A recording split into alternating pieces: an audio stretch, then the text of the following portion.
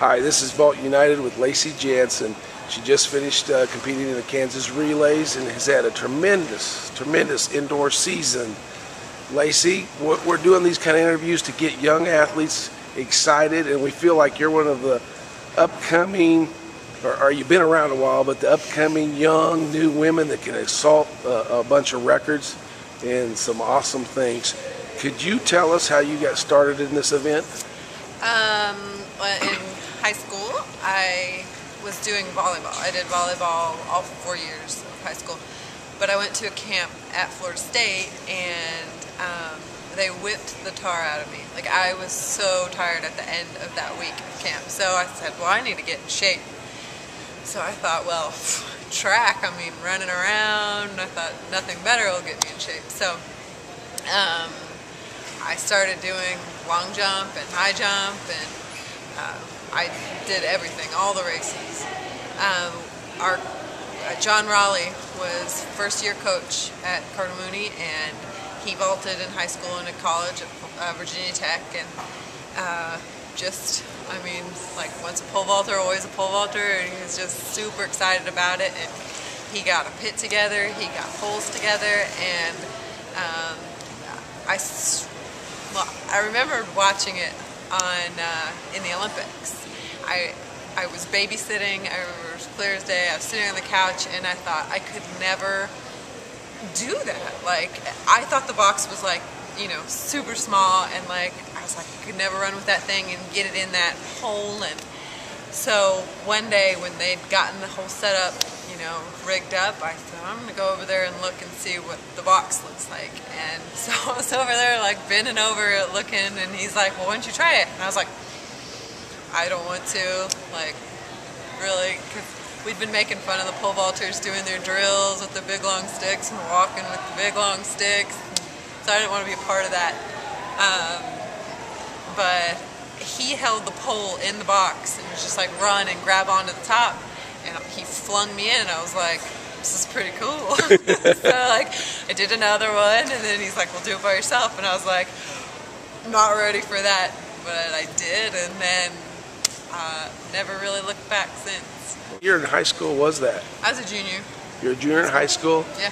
And then if I recall, you did pretty good at the junior meet your senior year, is that correct? My senior year, yeah, actually I did 2 junior meets. My senior meet is my senior year on the same day. And I went to North Carolina and did a meet, jump 13 feet. Actually, that was like a 2-day meet for me because it rained out the first day. So I did up to like 12.6 the first day and had to come back and, like, you know, just start, or like 12.4 or something, and then come back and start at 12.4, and I jumped 13.1 that day, and then, like, early morning, and then we got in the car, and my dad drove me up to Blacksburg, Virginia, and we jumped again at another junior meet, and I came in second at that meet, and jumped 13.1 again, and that got me onto the junior national team. We went to England. What were your years like at Florida State, and why did you pick Florida State? Well, I grew up a Seminole. Both my parents went to Florida State. They met there. My dad is just a diehard Florida State fan. He actually went to Florida as well. And so, yeah, I just grew up Seminole fan. And then Florida gave me a call after I started jumping like 12 something, and then as soon as my dad found that out, he got on the phone with Florida State and was like, look, I've got this girl, you know, 12.4 or whatever, you got to take a look at her. So he got on that as my manager, you know, and Florida State saw me at, I think it was the North Carolina junior meet, or I guess it was before, I don't know where they saw me, but anyway, we talked, and I really got along with Dennis Nobles, the coach there, and he had been there for like 15 years at the time, and so I figured, well, you know, he's going to probably be there another, you know, at least 4 years or 5 years while I'm there. So I thought, well, that'll be a good fit. And, you know, I love the girls that I, you know, stayed with on the recruiting visit, and all the coaches were really nice. I mean, I had garnet and gold balloons on my door, and I just really felt at home when I went on my trip. And I'd been going there as a little kid for football games, so it just felt really right. Can you tell us just a little bit about how it's like to be a professional pole vaulter? You know, what you have to go through and how you get on the end? Because our goal here is to motivate other people to chase after you. Yeah. And we believe you're one of our good role models, and we want to help you out and help them out.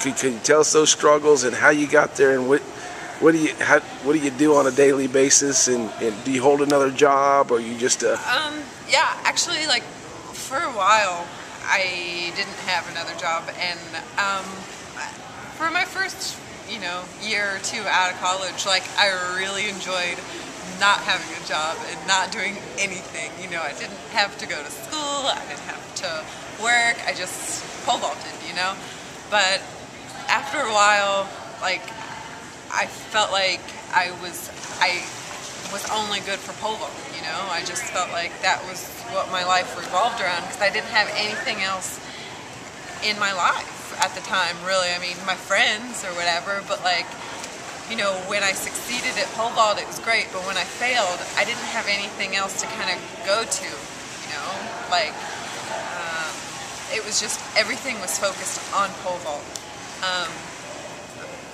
Pole vault has been the most amazing career, like, right after college. Like, I love it so much, and I love to travel, so I've been really lucky in being able to go to a lot of places in Europe. I've been to a couple places in South America, and Korea, and China, and Qatar.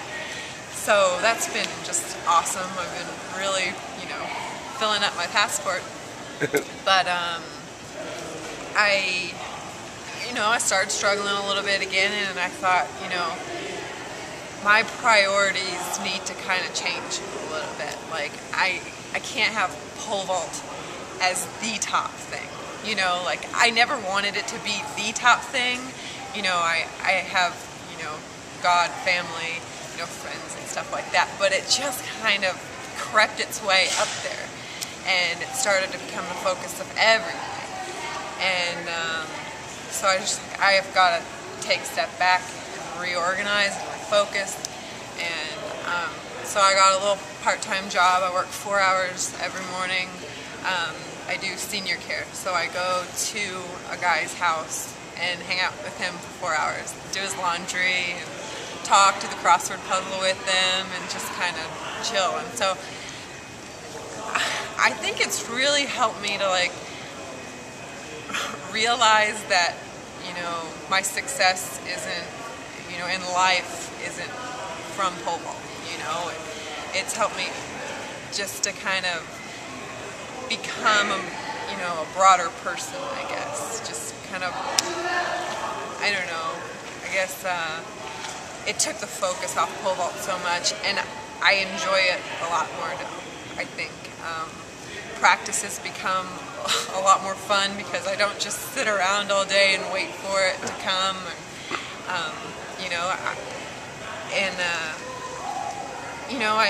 I didn't do very well at Worlds, and but I just, well, if I don't have, just a Yelena Isinbayeva career with pole vault, I'm worth something else too. Like, I've got this, I can help these people, whatever, and that's just kind of what I learned in the last couple of years. Well, we're excited about your career. We want to give the message that you just gave, that you have to have a little balance in your life. Yeah.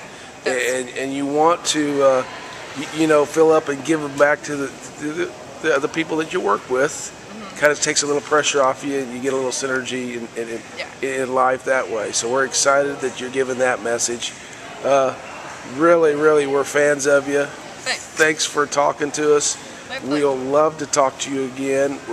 We love to see where, vaulters' lives go, and kind of give some inspiration. Thanks for sharing with us. We're excited about it, and get aggressive outdoors. You're going to have a great year. Thank you. My pleasure.